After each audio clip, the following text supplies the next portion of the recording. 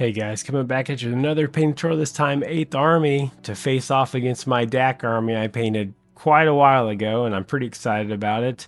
I appreciate you guys tuning in today. If you guys noticed, I did put out a battle report. I really enjoyed doing that, and I'll get another one out there as soon as I can, but I need to get this army done so that way we have a little bit more variety in those battle reports. So the first thing you need to do to paint these guys, you're going to prime them with a matte black, and then I zenithal highlighted through an airbrush, but you can definitely use a rattle can. And this is a 3D printed line, so the STLs are out there. Make sure you comment below, and I'll get you those, at least the location where those STLs are stored. So first color we're going to do is the Army Painter Palette Bone. This is going to give us a good base. The reference, with the first picture there when the video started, as I tried to match it as much as possible. And yeah, this is a very quick paint scheme. So I just want to caveat that this is about 15 minutes from start to finish after I prime them. I know I sped up the video, it's about 8 minutes long, but it was only about 15 minutes of paint in total with no washes, no edge highlights. Not saying that you can't do those things, but I just want you guys to see an end product that looks, I think, pretty well. Tabletop plus, it's getting there.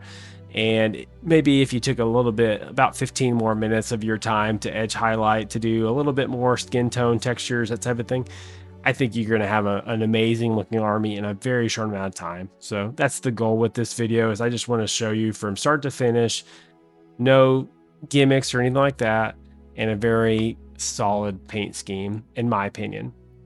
Next paint color we're going to do is Army Painter Desolate Brown for the web gear. So the web gear, you can go with another khaki color if you wanted to, but I just want a little bit more variation between the two color tones, and this gives it a little bit more of a green color tone, and I think that's appropriate, especially on the historical reference photos that I was searching for. This looks pretty accurate. As far as staying within the lines of palette bone, you can be pretty messy with it. This distillate brown is going to cover that palette bone pretty fast. Make sure you stay within the lines though as much as you can with that. Make sure if they have the gaiters, get the gaiters. I went ahead and got the canteen. I got all the straps. I got all the shoulder harnesses. I do the slings if the weapons have slings with this color, and the helmets.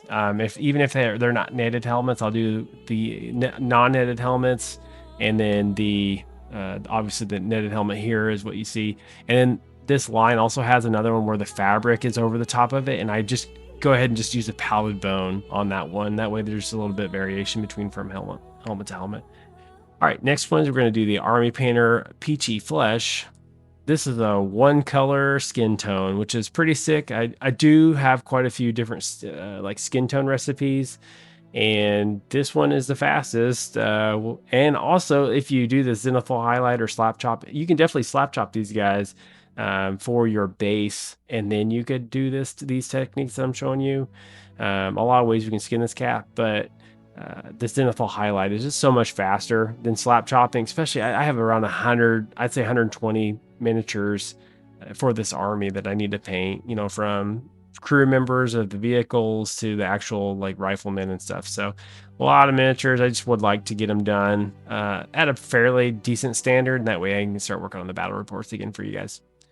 So big thing as far as any of these paints, I know you want to lather them on. They're pretty thick, but if they pool up in certain areas, you want to tidy up your work before you go on. So you can see on that right pant leg, or I guess it'd be the left pant leg if it's facing you, where it sort of pooled up there, and that's not really the look we want to go for. So just tidy your work up before you go to the next color. All right, now we worked with the Army Painter Dark Wood. There is some reference photos you can find that they're wearing black boots, but historical technically they wore brown boots from the research I looked into, and so that's what I went with. I just went with the brown, just kept it simple. I went ahead and did all the wood stock and the handguard, not that type of thing on the weapon.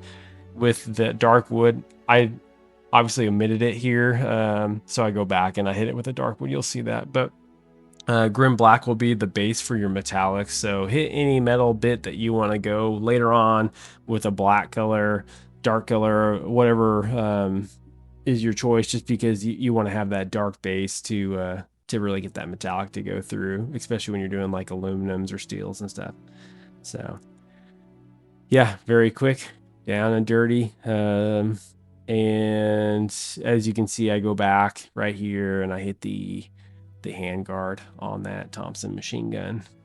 And we're sort of to the end here for the most part, minus the base. And you'll see I will have him on a base here very shortly. And I think the bases really make this model just pop even harder. So if you're trying to like level your models up just a smidge, man, you really take it to the next level with the bases. And this is quick. I mean, I painted this base in less than 5 minutes. Note to self, though, if you're going to match an army, like the DAC guy down there, painted that guy probably about 1.5 years ago, make sure you write down the recipe, because I can't remember how I painted those bases exactly, the colors I used. And so it's a little bit darker than the DAC, unfortunately, but that's okay.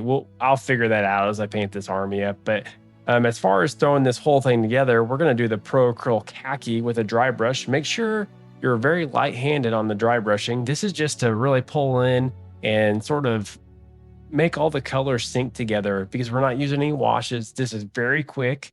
Not usually the method I use. I do this method a lot on terrain just because it's very fast and quick and efficient. And that's sort of the same concept I wanted to go with. I wanted to be very fast, very quick and efficient with this paint scheme. And you can see that it really is tied together now so much more just because of that little dry brush. So, and again, if you had a little bit more time, go back, edge highlight if you want to take it to that next level, and you're going to have some amazing looking miniatures on the table. A product that I haven't tried before, and I just got it in. It's probably not the best time to showcase a product when you've never really used it. Sort of, I guess I learned my lesson here. But AK Interactive, the weathering pencils, I have the whole range. So I'm gonna try it again on some vehicles and some tanks that I have, just to give it another shot. I don't think I use it appropriately or I guess in the best way. From what I looked into, you can wet the actual color pencil portion and you'll get a little bit better result. I usually use the #2 pencil, so I matte varnish my models first and then I apply my metallics. That way I just don't dull them down, but it still works pretty good. You can sort of see it's catching all the edges there, which is sort of the goal that we're going for. So, all right, guys, well, this is pretty much the end, sort of finished model here, as you can see. And I think it came out really good in a very short amount of time. We got, again, 15 minutes to get to this here. So I really appreciate you guys tuning in. I hope this helps you get your gray plastic 8th Army ready to go on the tabletop, ready to rock, ready to play. So again, I appreciate you guys tuning in, and remember to like and subscribe, and I will keep the content coming. Thanks.